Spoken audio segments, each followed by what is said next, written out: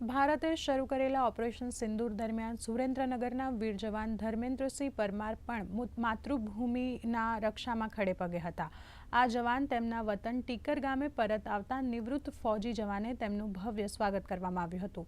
ઓપરેશનનો હિસ્સો રહેલા જવાન ધર્મેન્દ્રસિંહ મહિપતસિંહ પરમાર સોમવારે રજા પર વતન સુરેન્દ્રનગર આવ્યા હતા। મૂળ મૂળી તાલુકાના ટીકર ગામના વતની ધર્મેન્દ્રસિંહ પરમારે 23 વર્ષ પહેલા ઇન્ડિયન આર્મીમાં જોડાયા હતા। પહલગામ હુમલા સમયે પણ તેઓ રજા પર હતા, પરંતુ રિકોલ આવતા તેઓએ ફરીથી યુનિટ જોઈન્ટ કર્યું હતું। ત્યારે ઓપરેશન સિંદૂરમાં રોકેટ લોન્ચર તરીકે તેમને જવાબદારી સોંપવામાં આવી હતી અને અધિકારીઓના અપાયેલા ટાસ્ક મુજબ તેઓએ રોકેટ છોડીને દુશ્મન દેશોના બંકરોનો ખાત્મો બોલાવ્યો હતો। આ કામગીરી બદલ તેઓને સેનાધ્યક્ષ દ્વારા મેડલ પણ એનાયત કરવામાં આવ્યો હતો।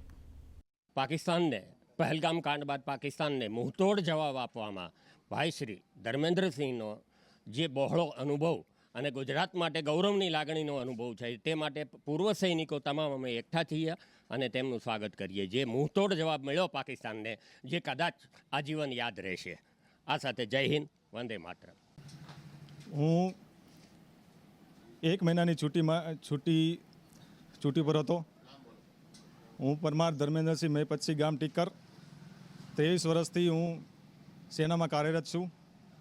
જ્યારે હું લીવ પર હતો ત્યારે અચાનક રિકોલ ફોન આવતા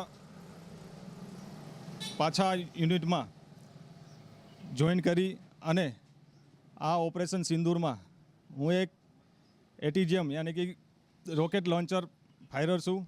તેનાથી જે મને ટાસ્ક મળ્યો હતો એના ઉપર મેં દુશ્મનના બેન્કર ઉપર ફાયર કરી અને દુશ્મનના બેન્કર બરબાદ કરેલું।